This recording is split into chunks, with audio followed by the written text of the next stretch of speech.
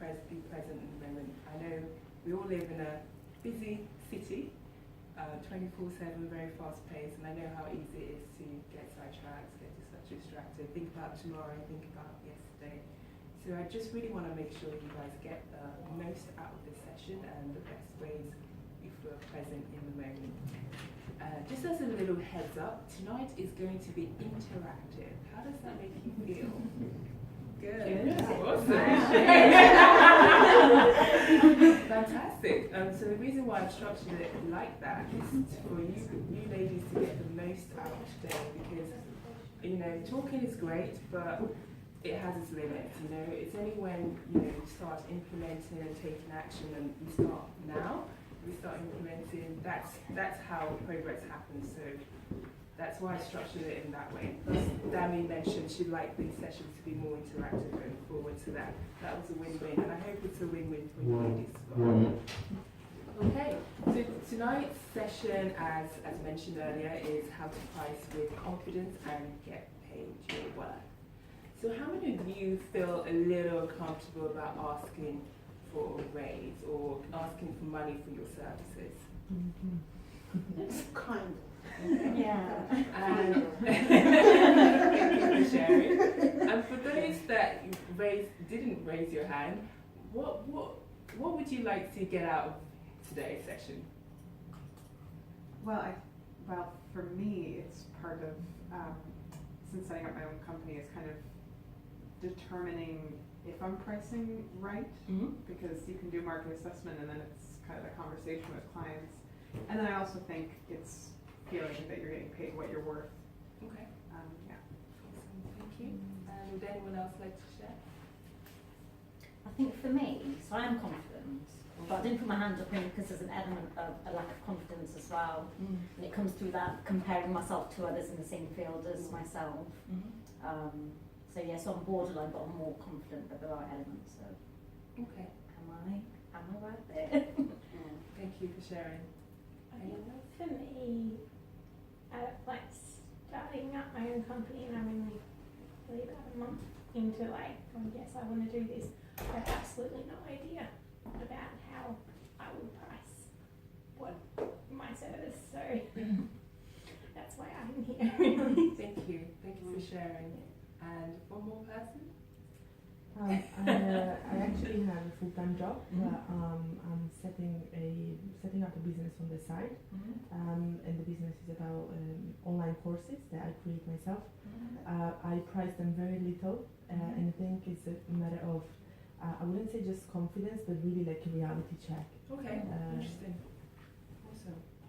Okay, fantastic. So tonight's session is really going to be themed around the financial elements of pricing.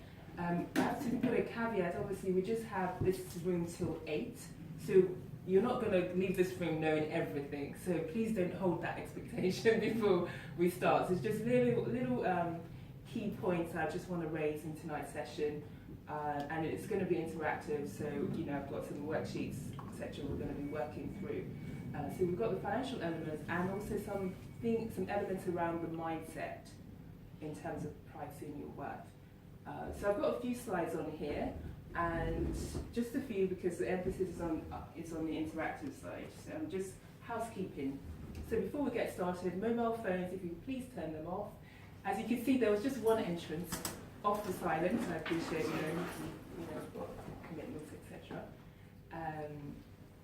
There was just one entrance, so I'm assuming just one exit in case of a fire. And that's pretty much it for housekeeping. So 4 key elements in terms of what, can we all see the screen actually? Let's just confirm. Are you okay back there? Can you see? Yeah, you're right? It's a little tricky because, yeah, because I'm like, yeah, this is what we could do. Yeah, is that okay? Awesome. Okay, so first bullet point, exploring your self-worth in relation to money. And then we'll move on to clarifying your value proposition. We'll talk a little bit more about what that is in a second. Identifying what your minimum selling price is. So effectively that's talking it's leading on to elements to do with break-even point. So where break-even is basically where we're covering all our costs. And finally, exploring and choosing the right pricing strategy for you. So first segment, we have the first exercise, which is around self-worth and money. So who would like to be a volunteer?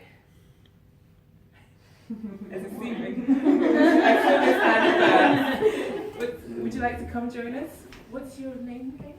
Chiara. Chiara, nice to meet you. Nice to meet you. Awesome. Thank you for being so brave. No problem.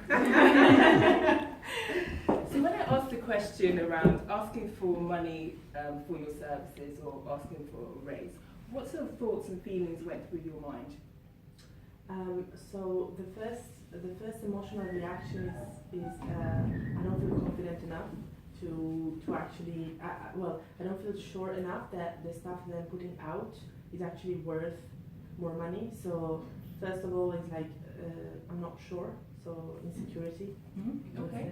Okay. And then maybe a little bit of lack of confidence. Even though on my job I actually just asked a pay raise and they gave it to me. Fantastic. So it's a different story. Awesome. Okay. So perhaps for this example, you may not be the best example. But as you volunteered, we'll see what we can work. So it's interesting. So your first sort of sentence that struck me was something along the lines of you don't feel confident enough. You don't feel your work is worth it. Yeah. Yeah. Okay. So that you could say that's a belief system, perhaps. Yes. And what evidence have you found or have you discovered that has led you to that belief system of I don't feel my work is worth it? It's not really facts. It's actually fears of facts that I don't know. So I'm scared that someone can actually buy a course. So I'm just focusing on my own courses because that is really where I'm more scared of. So I'm kind of afraid that people will buy the course and then they will actually say, oh, that's actually crap. It's not really worth what you're asking. So it's more, it's not facts. It's just fears of what other people might think.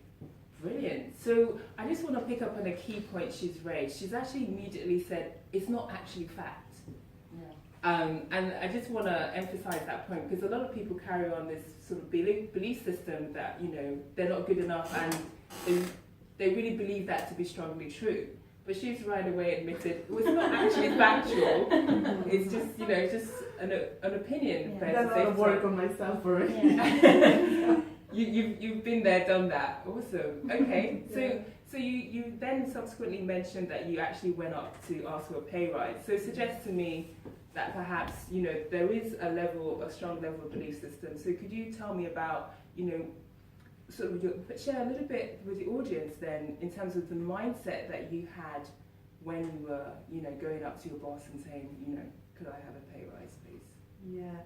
So in that case, I was more confident that what I was doing was good enough because it was only based on myself, and I have like a weird sense of self-esteem. Sometimes it's very very low. Sometimes it raises a little bit.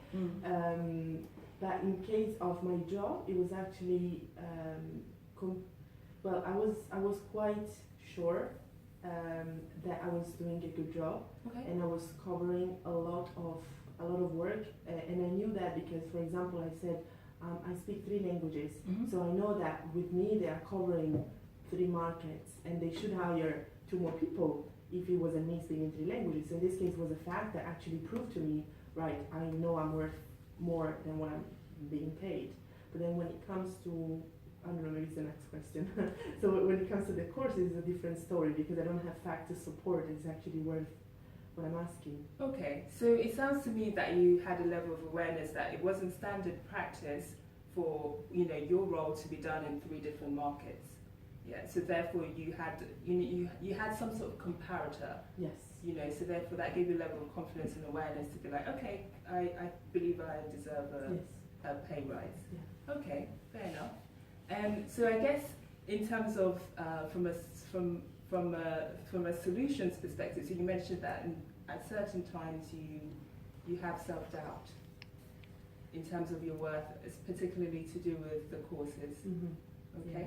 And what could you do differently to enhance your confidence in that arena? What belief system would you need to take on board to enhance your confidence in that arena?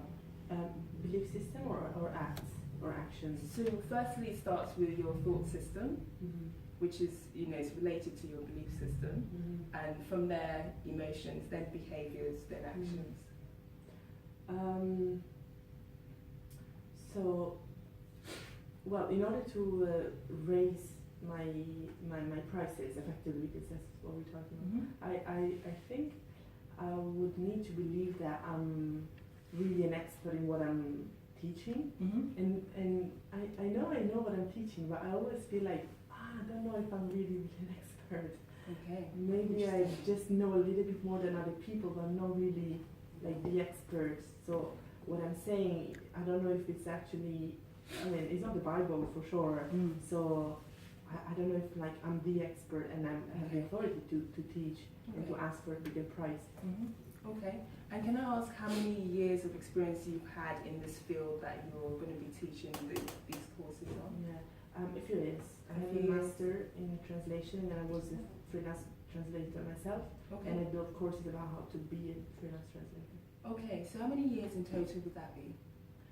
Maybe 4. 4 years. Okay. Thank you. And may I turn to the audience and just ask, what's your definition of an expert? What determines an expert for you? Any volunteers? I'd say qualifications and experience, a mixture. I think you're an expert. I only speak one language, so if you can speak, 3 languages, it's fantastic. And to be able to translate and to have that skill to translate, because not everybody who can speak multiple languages can actually translate. It's quite a task I've had. So Thank you. yeah. And are there any other views on what expert is?